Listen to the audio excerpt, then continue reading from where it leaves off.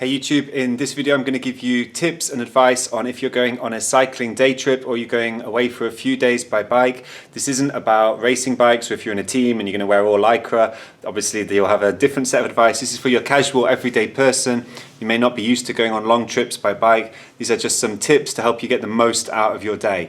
I'm going to talk about three main areas: tyres, what happens when things go wrong or you lose your group or you get lost, and then finally general safety tips and healthcare tips.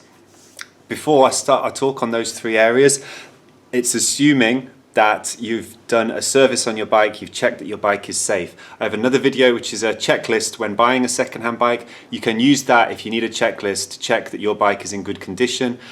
Some of the main points would be: make sure nothing's rattling. If it is, tighten it up. If there's any rusty kind of scraping sounds, use some oil or lubricant. Make sure, very, very important, that the brakes work, because you could hurt yourself or someone else. Make sure they bite very quickly, that the chain's not going to fall off. Make sure that the tyres have got enough tread around them, because you don't want to get a flat tyre. Which brings me on to point number one. The main thing that can go wrong if you're going on a cycling day trip or a few days away by bike is you get a flat tyre.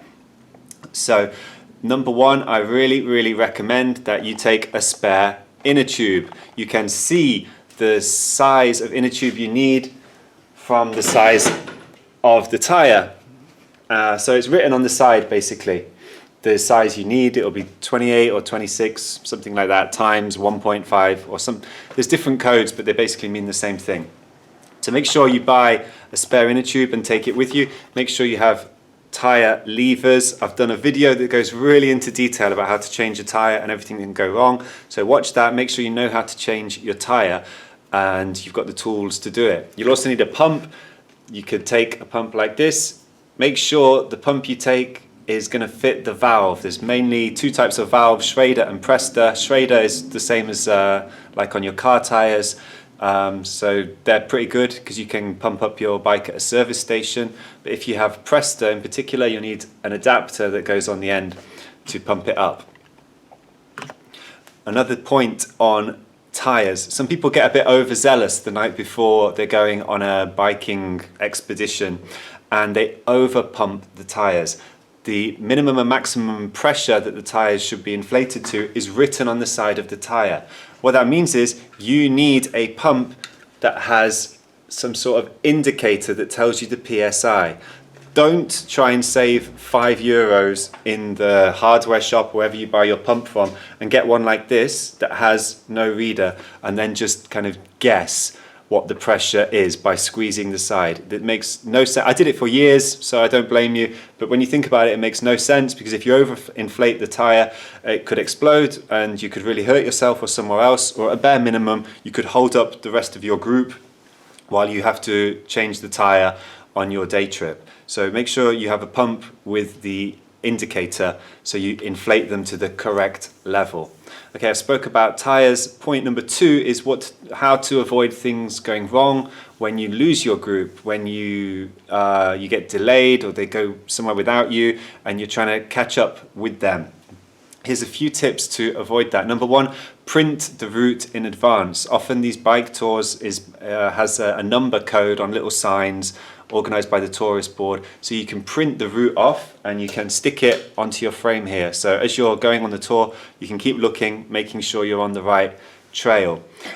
If you don't do it like that, you need to have a mobile phone to check the route on Google Maps. If you've kind of lost your way or you lost the group, you need to check your phone. Now, it's a very good idea to be able to attach your phone to the handlebars, like a Uber Eats delivery guy. And that way you can use Google Maps live to show you where you're going. So you ask someone else in the group to send a WhatsApp live location or some sort of like indicator where they're going to be in an hour or two later, and then you can use this to catch up with them as you're going down. This is also very useful if you want to take photos. So on these trips you see many things you want to take a photo of. Rather than have to always go into your backpack or somewhere else on the bike, you've got the phone right in front of you if you want to take photos. Final point on that, charge your phone completely the night before. You may think, oh, I'm not going to use it too much, but if things go wrong and then you're having to connect your 4G and do lots of searches and phone people in the group to catch up with them or etc., you will need a full battery. So make sure you've charged your phone. Make sure you have a multi-tool as well. This is point 1 and point 2. When things go wrong, you're going to need a multi-tool. This is the best one I've ever found. I think I had it, someone gave it to me about 10 years ago. I still use it. It's got Allen keys from 2mm to 6mm. So if something goes wrong on your bike, the brakes get moved around, they get banged, you fall off and the bike isn't quite working as well as it should, you'll need some sort of multi-tool to tighten things or loosen things to get it back into a working condition. The multi-tool can be carried either on a back, like on the back rack, but often you can get a little satchel or zip bag which goes under the seat, and that's a nice place to keep the multi-tool, tire levers, etc. Okay, final point on general health safety advice for your long day trip or few days away.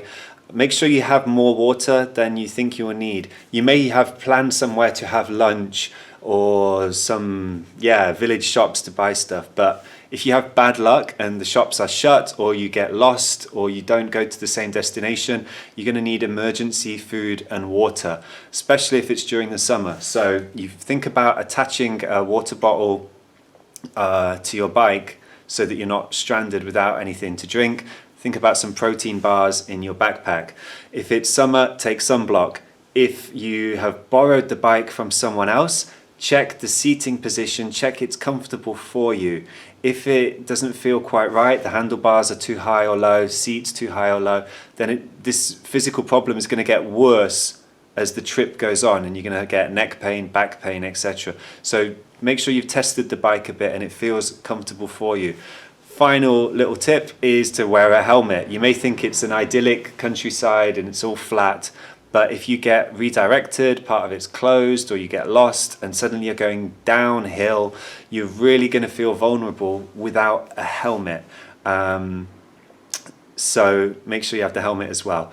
That's basically all the advice I can give for now. Check out my other videos which give you lots of tips and tricks on bike maintenance, buying and selling bikes.